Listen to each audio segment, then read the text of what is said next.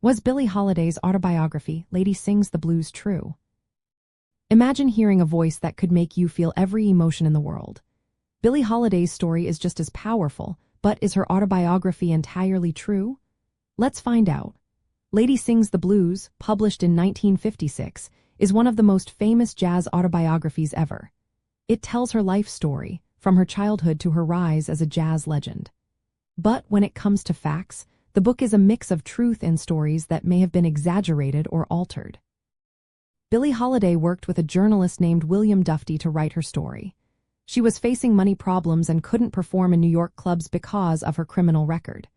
She shared her memories with Duffy, who wanted to capture her voice and feelings. He interviewed her many times, but he did not focus on verifying every detail. Instead, he aimed to tell her story as she wanted it to be told. This approach made the book very dramatic and emotional. Some parts of the book do not match official records or biographical research. For example, the opening lines about her parents' ages and marriage are not supported by historical documents.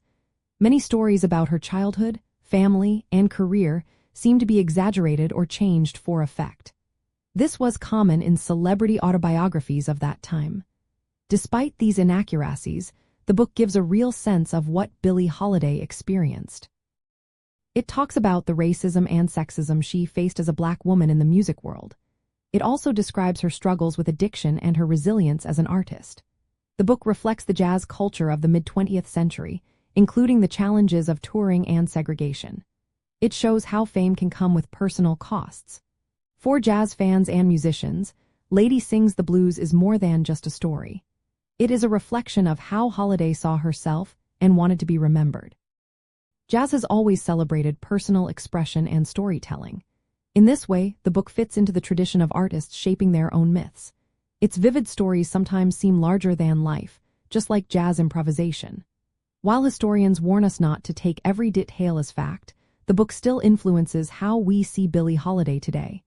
It is a starting point for learning about her life and music.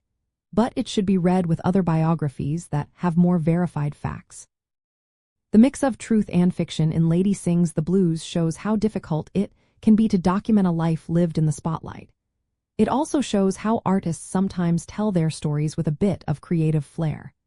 For anyone interested in jazz, Billie Holiday's autobiography reminds us that personal stories and music are deeply connected.